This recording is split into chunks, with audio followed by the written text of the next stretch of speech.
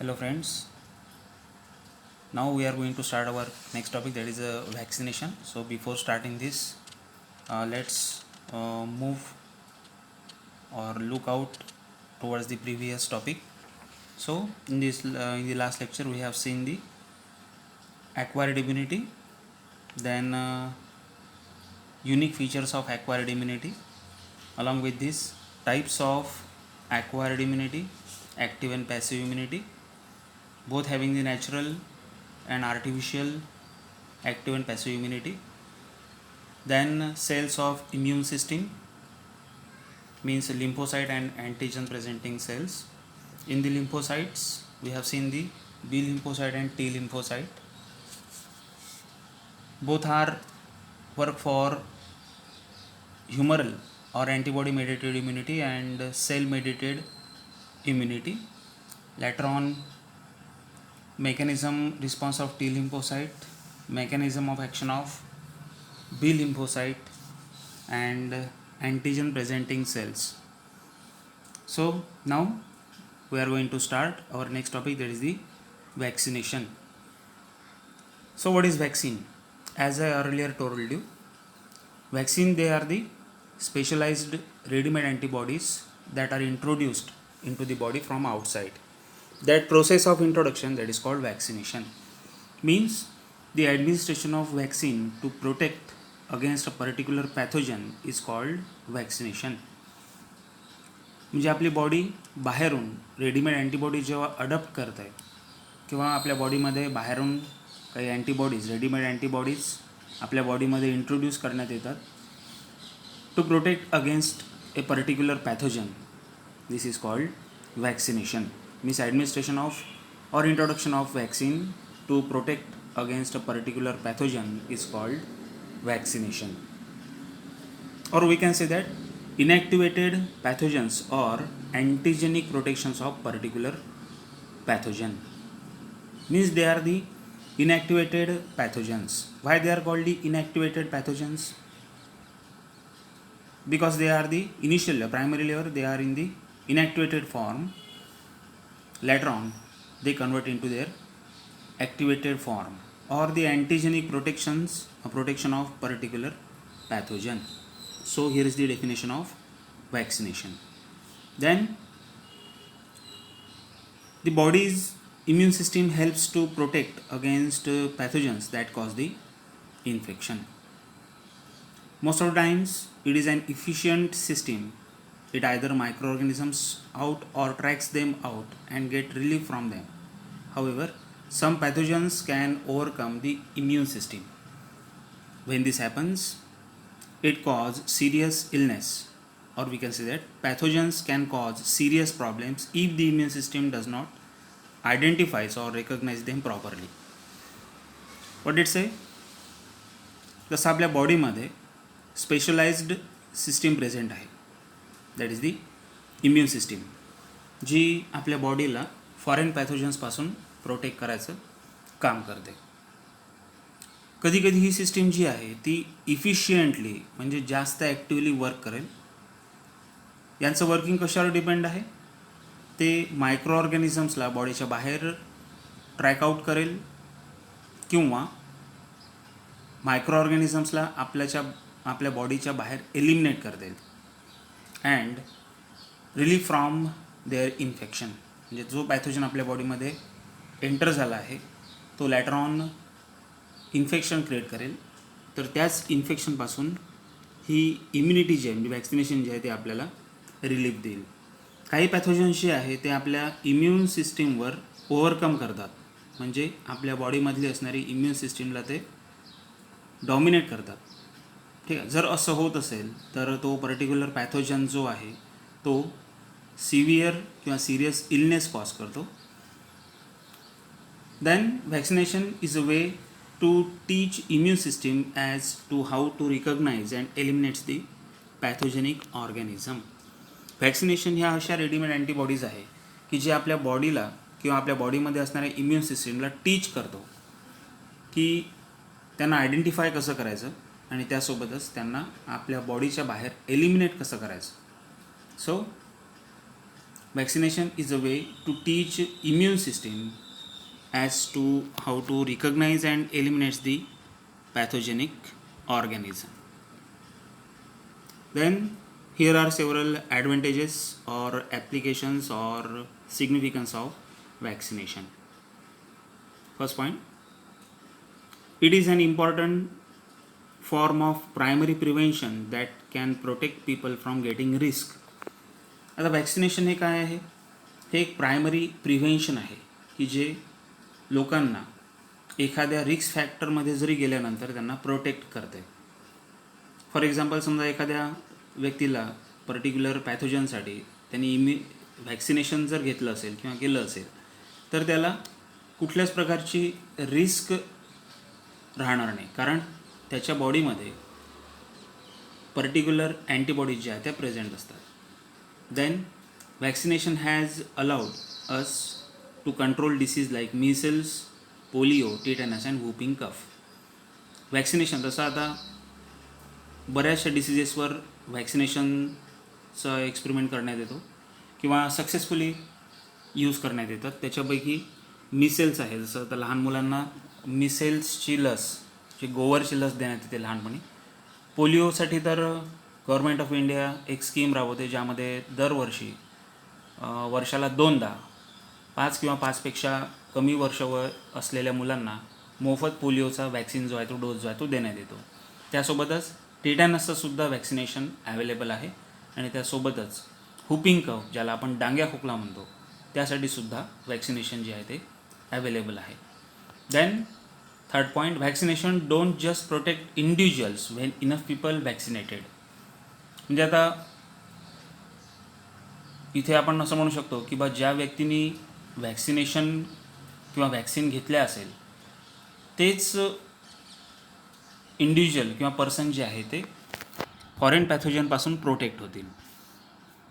ठीक आहे. म्हणजे आता असं नाही होणार की बा समजा आपण आपल्या आजूबाजूला समजा 100 लोक आहे, पैकी 50 लोकांनी समजा वॅक्सिनेशन घेतलं आहे, त्यामुळे ते उरलेल्या 50 लोकांना त्या पॅथोजनचा धोका नाही, असं नाही होणार.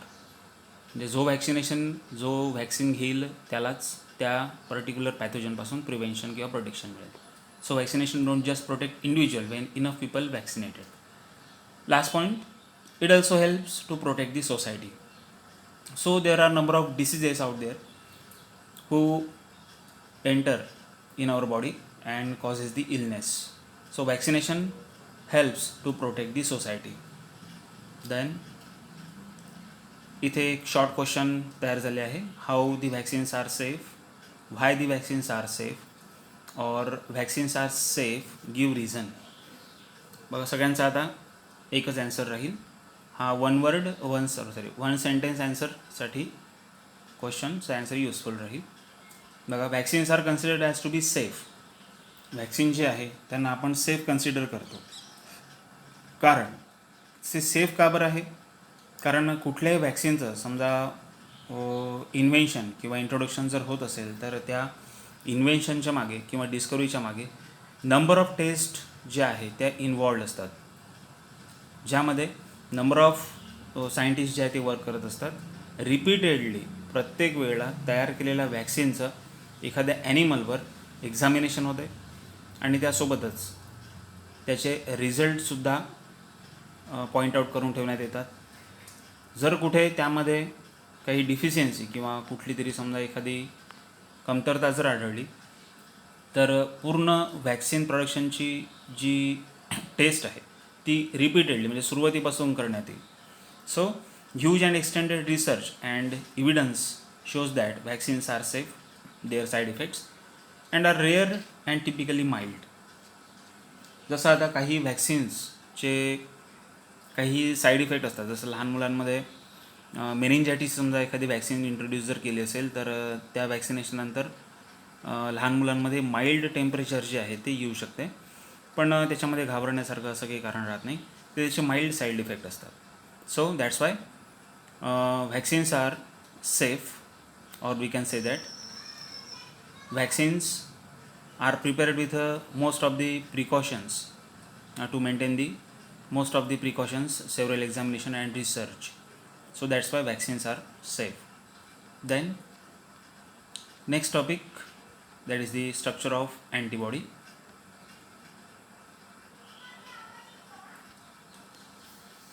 So what is antibody? Previously known that antibodies, these are the specialized cell that are used to prevent the pathogen or invading pathogen into the body. Antibodies, they are the considered as glycoproteins, means they are the specialized type of protein having glycogen, that is called glycoprotein, and they are specific to specific antigen. They are also known as immunoglobulins, means in short IgS. So antibodies जे आहे त्यांना आपण glycoprotein जो आहे त्याला आपण consider करतो, आणि ह्या स्पेसीज स्पेसिफिक असतात, म्हणजे पर्टिक्युलर स्पेसीजच्या पॅथोजनवर किंवा ऑर्गॅनिझमवर पर्टिक्युलर अँटीबॉडीज ज्या आहेत त्या वर्क करतील. They are also known as immunoglobulins produced in response of antigenic stimulation. जसं आपण बी लिम्फोसाईटमध्ये बघितलं आहे, किंवा लिम्फोसाईट किंवा इम्युनिटी जेव्हा आपण टॉपिक स्टडी केला तेव्हा असं स्टडी केलं होतं की जोपर्यंत एखादा फॉरेन पॅथोजन आपल्या बॉडीमध्ये असणाऱ्या इम्युन सिस्टीमला चॅलेंज करत नाही तोपर्यंत आपली बॉडी त्या पॅथोजनला डिफेंड करण्यासाठी अँटीबॉडीज तयार करत नाही. So the antibodies are produced in response to antigenic stimulation. जोपर्यंत अँटीजन आपल्या बॉडीमध्ये आपल्या इम्युन सिस्टीमला स्टिम्युलेट करणार नाही तोपर्यंत अँटीबॉडीज त्यांना डिफाईन करणार नाही. So antibodies are produced by plasma cells which in turn are formed by B lymphocyte. याला आपण स्टडी केला आहे. The mature plasma cells produce antibodies at an extremely rapid rate, that is about 2000 or more molecules per second. एखाद्या पॅथोजनची severity किती आहे किंवा तो किती प्रमाणात इन्फेक्शन कॉज करतो ह्या बेसिसवर अँटीबॉडीजचं प्रोडक्शन जे आहे ते डिसाईड होते. So near about 2000 molecules per second इतके अँटीबॉडीज आपल्या बॉडीमध्ये जे आहे ते तयार होत असतात. They are produced from specialised plasma cell that is B lymphocyte. So let's move towards the typical structure of antibody. Here we can see the structure of antibody. So the mature or typical antibody look like a capital Y shaped structure. Means आता ह्या अँटीबॉडीचा जो shape आहे तो आपल्याला इंग्लिशमध्ये असणारा जो alphabet आहे म्हणजे वाय शेप जो आहे त्याप्रमाणे आपल्याला बघायला मिळेल. So each immunoglobulin molecule is made up of 4 polypeptide chain, that is 2 heavy chain or H chains and 2 light chains or L chains.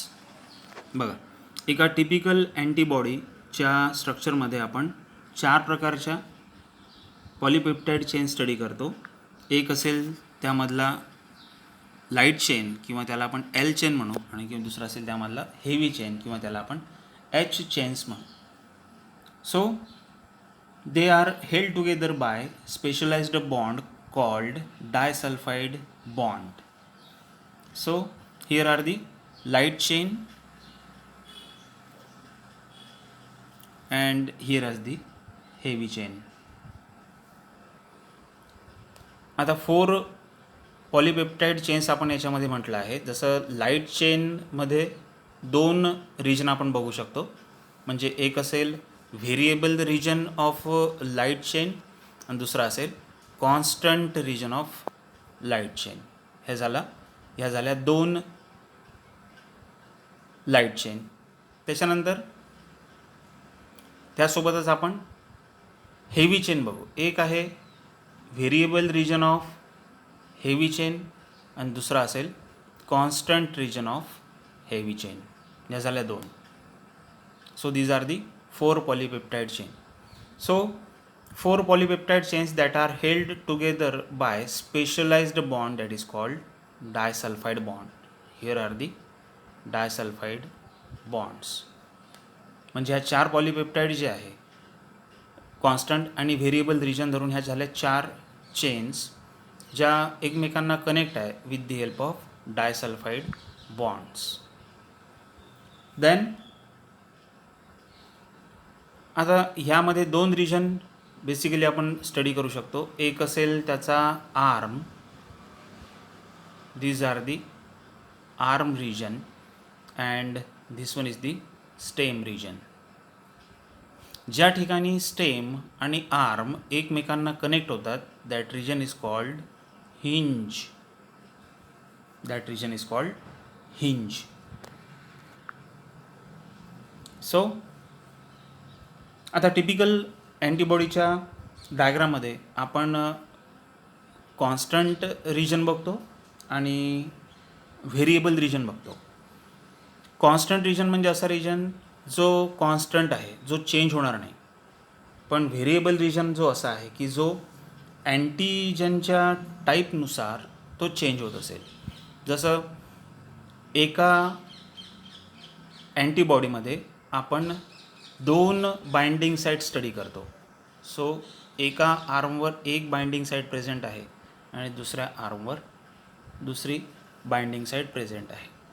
बघा, ह्या दोन्हीही बाइंडिंग साईटवर आपण अँटीजेनिक अटॅचमेंटसाठी स्पेस बघतो. So this is the specific region, that is the variable region. म्हणजे हा region जो आहे तो अँटीजननुसार जो आहे तो चेंज होत राहील. सो प्रत्येक अँटीबॉडीवर दोन साईट असतात ज्या ठिकाणी अँटीजन जे आहे त्या बाइंड होतात. So that's why this structure is called bivalent. So move towards the next. Here is the description. It's a Y-shaped molecule made up of 4 polypeptide chain. There are 2 heavy chain or H chain and 2 light chain or L chain. Both are held together by specialized bond called disulfide bond. The Y-shaped structure. The region holding together arms and stem of antibody, that is termed as hinge. Each chain of antibody includes 2 distinct regions, that is a variable region and constant region, as we observe in the diagram. Variable region constitute the antigen binding site, that is called paratope.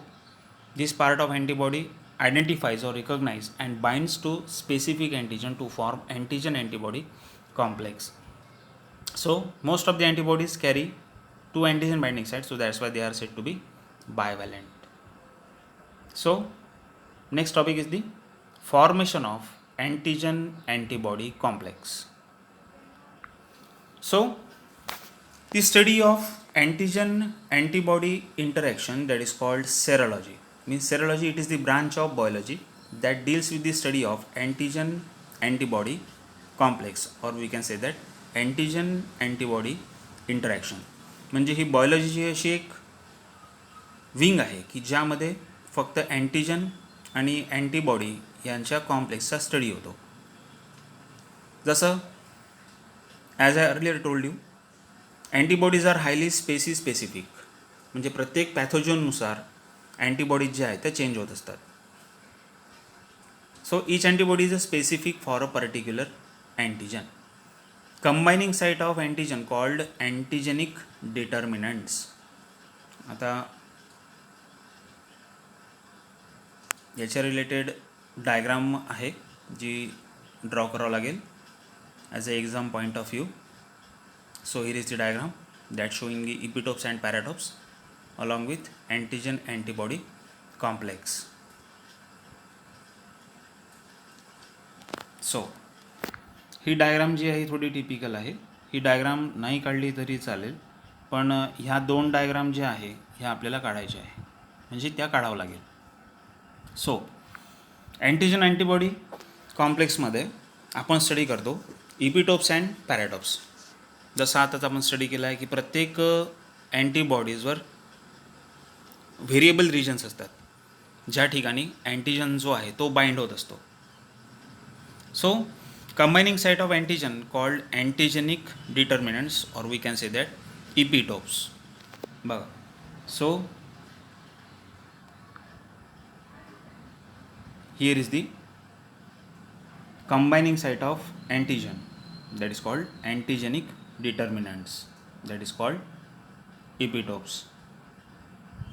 इथे सुद्धा आपण बघू शकतो, इथे सुद्धा बघत आहे आणि इथे.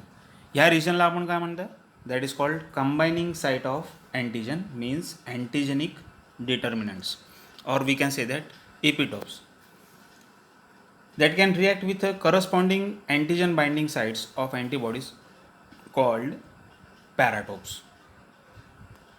बघा इथे आपण पॅराटोप सुद्धा बघू शकत आहे. म्हणजे पॅराटोप हा काय आहे, so this is the specialised region where the antigen binds, that forms the paratope. बघा आता हा जो रिजन आहे,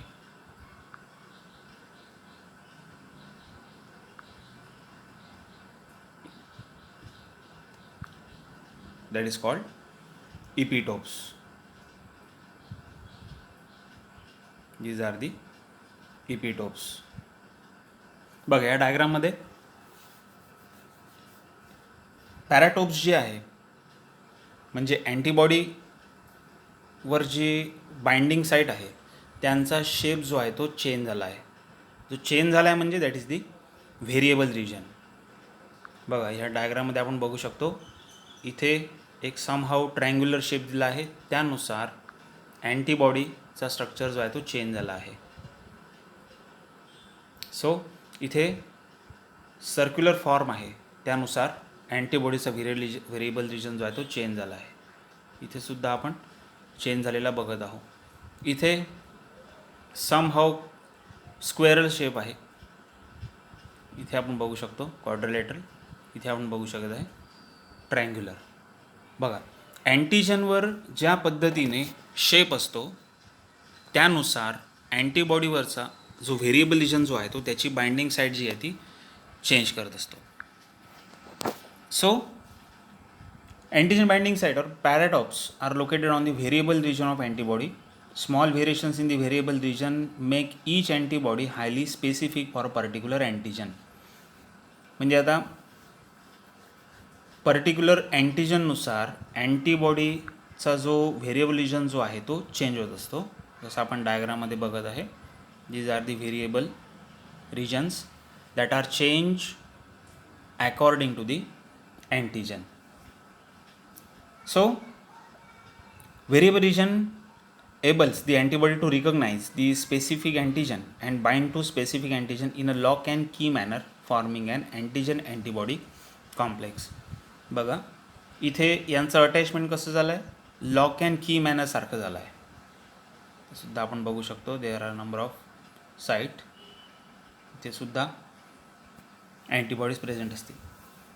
आता प्रत्येक अँटीबॉडी जो आहे तो अँटीजनसोबत एका specific manner, that is a lock and की मॅनरनुसार अरेंज होतो and forms the antigen antibody complex. Lock and key manner जसं आपल्याकडे लॉक असते आणि त्याची एक स्पेसिफिक की असते. आपण बाईकला किंवा मोपेडला जे लॉक असतात त्यांची स्पेसिफिक की असते. दुसरी की समजा मोपेडची की आहे ती, त्याला आपण त्या कीला समजा आपण बाईकच्या लॉकमध्ये इंट्रोड्यूस करतो म्हटलं तर ती फिक्स होणार नाही किंवा लॉक जे आहे ते ओपन होणार नाही. Means lock and key manner, specific लॉकसाठी specific की जी आहे ती प्रेझेंट असते. जोपर्यंत कीवर प्रेझेंट असणारे जे काही कोड्स आहे ते लॉकमध्ये मॅच होणार नाही तोपर्यंत ते लॉक जे आहे ते अनलॉक होणार नाही. So that is called the lock and key manner forming an antigen antibody complex.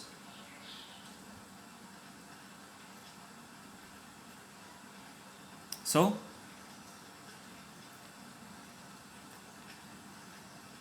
here is the description: epitopes, paratope, small variation in variability makes each antibody highly species specific for a particular antigen. Then variable region enables the antibody to recognize the specific antigen and binds to specific antigen in a lock and key manner, that forms the antigen antibody complex. So this is the formation of antigen antibody complex. Next, move towards our next topic, that is called antigen or blood cell. So there are several known antigens on the surface of RBC or human red blood cells. This antigen gives rise to different blood groups. There are many genetically determined blood group system, that is ABO blood group system, RH blood group system, Duffy blood group system, KID blood group system, Levi's or Levy's blood group system, P blood group system, MNS blood group system, and Bombay blood group system. So ह्युमन्सच्या ब्लडमध्ये RBC जे red blood sale असतात त्यांच्यावर काही specific antigen जो आहे तो present असतो. त्यानुसार blood group आयडेंटिफिकेशनच्या वेगवेगळ्या सिस्टीम्स डेव्हलप झाल्या आहेत. These are the ABO, RH, Duffy, Kidd, Lewis, P, MNS and Bombay blood group. यापैकी मोस्ट कॉमन जो आहे तो ABO ब्लड ग्रुप सिस्टीम आहे. सो हाऊ दे आयडेंटिफाय, जसं बॉम्बे ब्लड ग्रुप हा रिसेंटली न्यू सिलेबसमध्ये इंट्रोड्यूस झाला आहे. So look out some matter related to the Bombay blood group system. So this blood group or Bombay blood group is a rare blood group. The phenotype of this group lacking H antigen on the red cell membrane and having anti-H in the serum. It fails to express any A, B or H antigen on their red cells or any tissue. The existence of human H or H genetic polymorphism was first established by Dr. Y.M. Bhende et al. in 1952. बघा, आता याला Bombay blood group का बरं म्हणतात? पहिले तर हा blood group जो आहे हा रेअरेस्ट रेअर आहे. म्हणजे समजा प्रत्येक 1000 और 10,000 लोकांच्या मागे ह्या ब्लड ग्रुपचा जो रेशो आहे तो 0.1% असतो. जसं आता पाहतो म्हटलं तर आपण 1000 समजा आपण स्टडी केले तर त्याच्यापैकी एक किंवा जास्तीत जास्त 2%चा ब्लड ग्रुप जो आहे तो बॉम्बे ब्लड ग्रुप असेल. त्यामुळे हा रेअर आहे. आणि बॉम्बेला याच्यासाठी नाव दिलं की बॉम्बेमध्ये किंवा मुंबईमध्ये असणाऱ्या स्लम एरियाजमध्ये राहणाऱ्या लोकांमध्ये हा ब्लड ग्रुप जो आहे तो डायग्नोज झाला. जसं आता हा डायग्नोज कसा करतात, तसं आपल्या ह्युमन रेड ब्लड सेलमध्ये किंवा RBCवर अँटीजन प्रेझेंट असतात. ते एकतर A असेल, B असेल, AB असेल किंवा काहीच नसेल. ठीक, यांच्यासोबतच एक H अँटीजनसुद्धा प्रेझेंट असतो. ठीक आहे, पण हा H अँटीजन जो आहे, ठीक आहे, हा त्याची कॅरेक्टर जो आहे तो एक्सप्रेस करत नाही. म्हणजे जर समजा अँटीजन A असेल किंवा अँटीजन B असेल किंवा AB दोन्ही असेल तर ते त्याचे कॅरेक्टर जे आहे ते एक्सप्रेस करतील. पण H अँटीजन असणारे जे RBC आहे हे पर्टिक्युलर कॅरेक्टर जे आहे ते एक्सप्रेस करत नाही. आता एक्सप्रेस करत नाही म्हणून काय होईल, त्यांच्या ब्लडमध्ये जो आहे ते काही वेगळ्या प्रकारचे मार्किंग्स आपल्याला बघायला मिळेल, जे जनरल ब्लड ग्रुपपेक्षा थोडेसे वेगळे असतात. So this Bombay blood group was discovered by Dr. Y.M.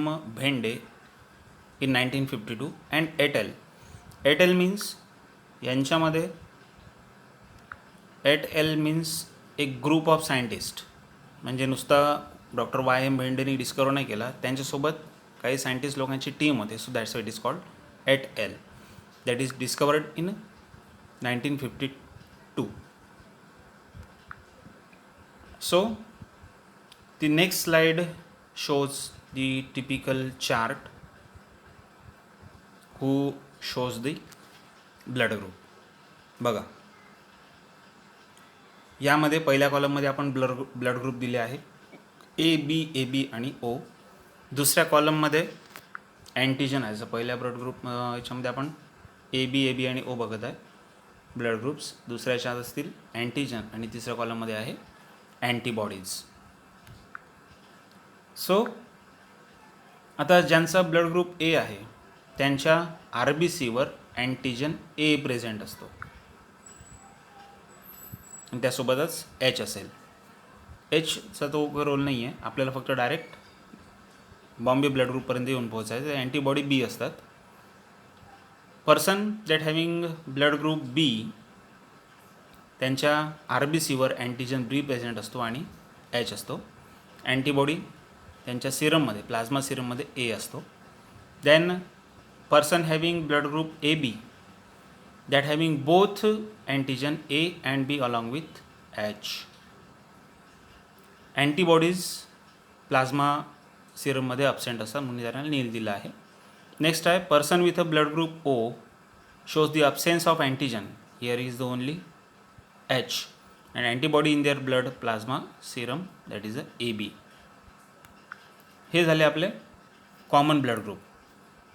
आता आपल्याला बघायचं आहे बॉम्बे ब्लड ग्रुप. बघा यांच्या ब्लडमध्ये अँटीजन जो आहे तो अब्सेंट दाखवला आहे, म्हणजे यामध्ये एच सुद्धा जो आहे तो अब्सेंट आहे. पण अँटीबॉडीजमध्ये त्यांच्या प्लाझ्मा सिरममध्ये ए बी आणि एच हे तिन्ही झाले. ठीक आहे. म्हणजे आता अँटीजन RBCवर अब्सेंट आहे, त्यामध्ये एक तर ए असायला पाहिजे होता, बी असायला पाहिजे होता, एकतर काहीच नसता तर तो ओ झाला असता. पण याच्यामध्ये एच आहे. बॉम्बे ब्लड ग्रुपमध्ये हा एच अँटीजनसुद्धा अब्सेंट आहे. पण अँटीबॉडीज ह्या पर्सनमध्ये तिन्ही प्रेझेंट असतात. So this is related to the Bombay blood group system. Now move towards our main topic, that is the ABO blood group system. So most popular blood group system, that is the ABO blood group system. So the A, B and O blood groups were discovered by scientist Karl Landsteiner in 19th century. Later on the blood group AB was discovered by Landsteiner's student De Castelnau and Stirling in 1902. So, for his great discovery, Landsteiner awarded the Nobel Prize. ABO हे blood group जे आहे ते Carl लँडस्टीनर यांनी 19th सेंचुरीमध्ये डिस्कवर केलं आहे.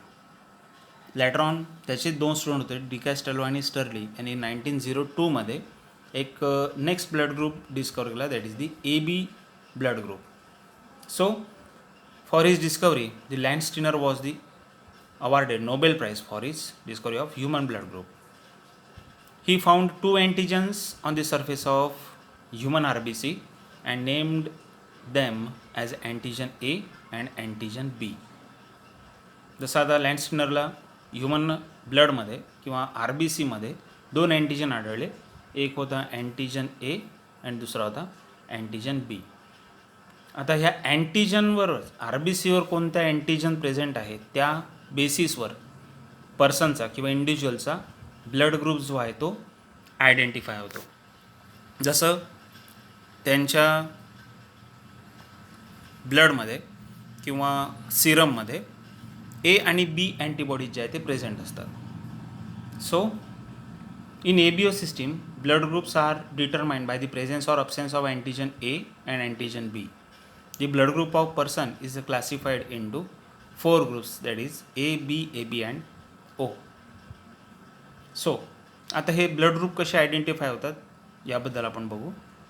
जसं blood group ए आहे. समजा एखाद्या व्यक्तीचं ब्लड ग्रुप ए आहे तर त्यांच्या ब्लडमध्ये असणाऱ्या RBCजवर अँटीजन ए प्रेझेंट असतो.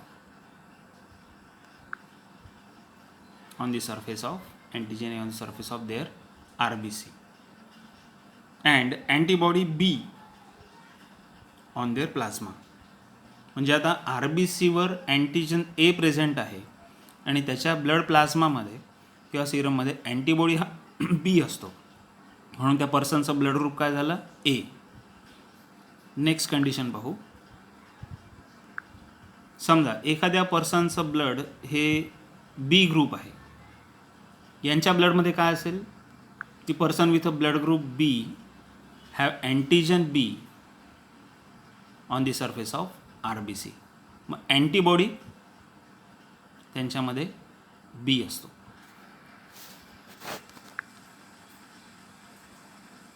सॉरी, ए असेल इथे थोडंसं.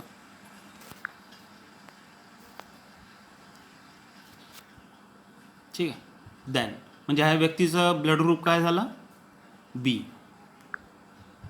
सपोज एखाद्या व्यक्तीचं ब्लड ग्रुप AB आहे, तर ह्या व्यक्तीच्या ब्लडमध्ये असणाऱ्या RBCsवर दोन्हीही अँटीजन प्रेझेंट असतात, म्हणजे A आणि B on the surface of their RBC.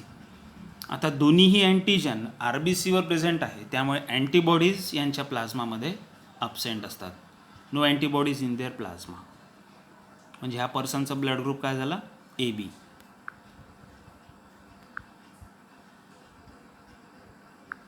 Then blood group O. आता ब्लड ग्रुप ह्या व्यक्तींचं समजा O असेल, person with a blood group O, they lack both the antigens. म्हणजे आता ज्या व्यक्तीचं ब्लड ग्रुप O आहे, त्यांच्या ब्लडमध्ये किंवा RBCवर अँटीजन A आणि B हे दोन्हीही अबसेंट असतात. ठीक आहे. पण अँटीबॉडीज त्यांच्यामध्ये प्रेझेंट आहेत, त्यांच्या सिरममध्ये किंवा प्लाझ्मामध्ये A आणि B हे दोन्हीही अँटीबॉडीज ज्या त्या प्रेझेंट असतात. मग अँटीजनवर RBCवर कुठलाच अँटीजन प्रेझेंट नाही आहे, म्हणजे त्यांचा ब्लड ग्रुप झाला O. सो यालाच डिनोट करणारा एक चार्ट आपल्या टेक्स्टमध्ये आहे.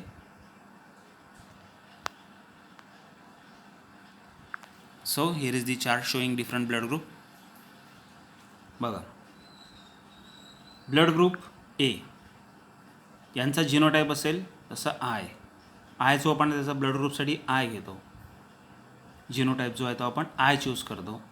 Antigen on the surface of RBC A antigen आहे. मग त्यांच्या सिरममध्ये अँटीबॉडी हा B असेल. बघा, आता ह्या कॉलममध्ये कॅन डोनेट ब्लड टू, म्हणजे ज्या व्यक्तीचं ब्लड A आहे तो व्यक्ती ब्लड ग्रुप A किंवा AB ह्या दोघांनाही ब्लड देऊ शकतो. मग देऊ शकतो, मग आता रिसीव करताना त्याला ब्लड ग्रुप लागेल एकतर A किंवा O. ठीक आहे. ABचं ब्लड ग्रुप, तो AB ब्लड ग्रुप असणाऱ्या व्यक्तीचं तो ब्लड घेऊ शकणार नाही. ठीक आहे. पण डोनेट करताना तो A किंवा ABला देऊ शकतो. पण त्याला A ब्लड ग्रुप असणाऱ्या व्यक्तीला समजा ब्लड घ्यायचं असेल तर त्याला एकतर A वाल्याकडून घ्यावं लागेल किंवा O वाल्याकडून घ्यावं लागेल. So next blood group B. बघायचं जिनोटाईप आहे IB. म्हणजे जिनोटाईप आपण ब्लड ग्रुप सिस्टीमसाठी I घेतो, दॅट इज इम्युनोग्लोब्युलिन्स. बघा, RBCवर अँटीजन B प्रेझेंट आहे. ठीक आहे. त्यांच्या सिरममध्ये अँटीबॉडी A प्रेझेंट आहे. ह्या व्यक्तीला ब्लड जो आहे तो घेऊ शकतो B वाल्याकडून, देऊ शकतो एकतर तो B वाल्याला किंवा ABला. ठीक आहे. पण त्याला समजा ब्लड घ्यायचं असेल तर तो एकतर B वाल्याकडून घेऊ शकेल किंवा O वाल्याकडून घेऊ शकेल. So this is related to the blood group B. Next is the AB. That is called universal acceptor, कारण हा घेताना कोणाही ब्लड ग्रुपचं ब्लड जे आहे ते घेऊ शकतो. याचा बघा जिनोटाईप काय असेल, IA आणि IB. आता एखाद्या पर्सनचा ब्लड ग्रुप समजा AB आहे, तर त्या व्यक्तीच्या RBCवर दोन्हीही अँटीजन प्रेझेंट असतात, अँटीजन A आणि अँटीजन B. पण अँटीबॉडी जे आहे ते यामध्ये अबसेंट आहे, सो दॅट इज कॉल्ड नील. आता हा कोण्या व्यक्तीला ब्लड डोनेट करू शकतो? Person that having blood group AB can donate only AB group of person. तो फक्त AB वालाच ब्लड देऊ शकतो. पण रिसीव करताना हा सगळ्यांकडून ब्लड घेऊ शकतो. म्हणजे ए कडूनही घेऊ शकतो, बी कडूनही घेऊ शकतो, ए बी कडूनही घेऊ शकतो आणि ओ कडून सुद्धा घेऊ शकतो. लास्ट आहे ओ. ओला आपण युनिव्हर्सल डोनर म्हणतो, कारण कुठल्याही ब्लड ग्रुपला तो देऊ शकतो. जसं त्याचा जिनोटाईप झाला I0. आता एखाद्या व्यक्तीचा ब्लड ग्रुप समजा ओ आहे, त्यांच्या RBCवर कुठलाच अँटीजन प्रेझेंट नसतो, म्हणून that is called nil. Then serum, त्यांच्या सिरममध्ये both antibody present, that is antibody A and antibody B. then can donate blood to blood O व्यक्ती ज्या व्यक्तीचा ब्लड ग्रुप ओ आहे तो सगळ्यांना ब्लड देऊ शकतो. म्हणजे कुठल्याही ग्रुपला तो आपलं ब्लड देऊ शकतो. जसं ए व्यक्ती असणाऱ्या व्यक्तीला सुद्धा आपण तो ब्लड देऊ शकतो. बी ब्लड ग्रुप असणाऱ्या सुद्धा व्यक्तीला ओ ब्लड ग्रुपला ब्लड देऊ शकतो. ए बी असेल तरीही ओ ब्लड ग्रुपला त्याला ब्लड देऊ शकतो आणि ओ जर असेल तर तो ओला ब्लड देऊ शकतो. पण रिसीव करताना तो फक्त ब्लड ग्रुप ज्याचं ओ आहे त्याचकडून तो रिसीव करू शकतो. म्हणजे blood group A B that is the universal acceptor, तो कोणाहीकडून ब्लड घेऊ शकतो. आणि blood group O that is called universal donor, म्हणजे तो कुठल्याही ग्रुपच्या व्यक्तीला ब्लड जो आहे तो डोनेट करू शकतो. पण ए बीवाले ब्लड ग्रुप घेताना सगळ्यांकडून घेऊ शकतो आणि ओ ब्लड ग्रुप घेताना फक्त ओ ब्लड ग्रुप असणाऱ्या व्यक्तीकडूनच ब्लड घेता येईल, अदरवाईज तो घेऊ शकणार नाही. So this is the blood group system.